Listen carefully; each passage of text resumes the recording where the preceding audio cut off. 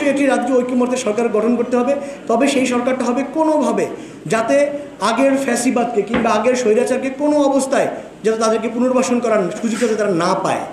আওয়ামীর লেজুর ভিত্তি করা কিছু তথাকথিত বুদ্ধিজীবী, লেখক, সাংবাদিক তারা 24 জনের একটা তালিকা, একটা বিবৃতি দিয়েছিল এবং সেই বিবৃতিতে তারা দাবি করেছিল যে এই যে আন্দোলন হচ্ছে, ছাত্র জনতার যেই প্রতিবাদী বিক্ষোভ হচ্ছে, এটি হচ্ছে গিয়ে মূলত জঙ্গি হামলা, এটাকে তারা জঙ্গি হামলার সাথে তুলনা করেছিলেন।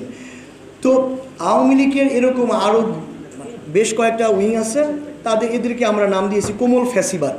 ফ্যাসিবাদের এরা দেখবেন যে এরা গান করে, এরা কবিতা লেখে, এরা সংবাদপত্রে কাজ করে, যারা আপনার গণভবনে সার্কাস পার্টি আপনারা দেখেছেন, সংবাদ সম্মেলনের নামে গিয়ে গণভবনে কীভাবে সার্কাস চলতো। তো এই কোমল ফ্যাসিবাদীদের ব্যাপারে যদি আপনারা যদি এখনই যদি সবাই যদি আমরা যদি সোচ্চার না হতে পারি, তাহলে কিন্তু দেখবেন 15ই আগস্টের সময়, 14ই আগস্ট সন্ধ্যার সময় আপনি দেখলেন যে ধানমন্ডি 32 নম্বরে বেশ কিছু অনাকাঙ্ক্ষিত ঘটনা তারাই নিজেরাই জন্ম দিয়েছেন এবং কিছু কিছু ঘটনা তারা উদ্দেশ্যমূলকভাবে করার চেষ্টা করেছেন। এতে করে যেটা হচ্ছে যে তারা বলছেন যে আমরা কি এই স্বাধীনতা চেয়েছিলাম কিনা, অর্থাৎ 5ই আগস্টকে আমরা যেটাকে বলছি যে স্বৈরাচারের পালিয়ে যাওয়ার পর থেকে আমরা বলছি এটা দ্বিতীয় স্বাধীনতা, দ্বিতীয় মুক্তিযুদ্ধের পরে যেই স্বাধীনতা হলো, সেটাকে তারা বলছে আমরা কি এই স্বাধীনতা চেয়েছি। আরে আপনারা একবার চিন্তা করে দেখেন, হাজার হাজার এখন পর্যন্ত 1000-এর অধিক ছাত্র জনতা, কৃষক, রিক্সা চালকের এখন পর্যন্ত শহীদ হওয়ার তথ্য পাওয়া যাচ্ছে।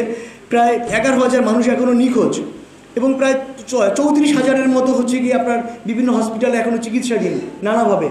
সেই জায়গায় তারা বলছে যে এমন স্বাধীনতা আমরা চেয়েছিলাম কিনা।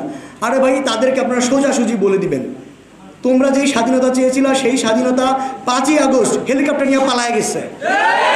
সো তুমি যেই স্বাধীনতার চাও 5ই আগস্ট পরবর্তী বাংলাদেশে, সেই স্বাধীনতা তোমাকে এখন দেওয়া হবে না।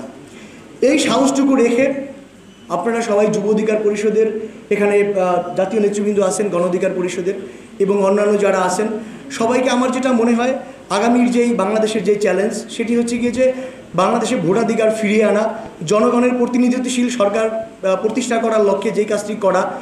কারণ আওয়ামী লীগ যেটা করে গেছে, ভবিষ্যতে যাতে আর কোনো বাংলাদেশে যাতে কোনো ফ্যাসিস্ট, কোনো স্বৈরাচার যাতে স্থায়ী ভিত্তি না করতে পারে, সেই ব্যাপারে আমাদের সবার এখন থেকে সোচ্চার থাকতে হবে।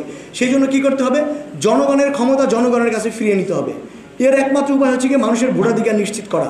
সেই ভোটাধিকার নিশ্চিত করা এই অন্তর্বর্তীকালীন সরকারে আমরা নানাভাবে, কেউ লিখে, কেউ গান গেয়ে, কেউ কবিতা পড়ে, আপনারা যারা রাজনৈতিক কর্মী আছেন, যারা মাঠে সোচ্চার আছেন, সবাই আপনার একটাই দাবি এখন তুলতে হবে আমাদের, যে একটি সুনির্দিষ্ট নির্বাচনের একটা সুনির্দিষ্ট রূপরেখা যাতে আমাদের জাতির সামনে যাতে হাজির করা হয়।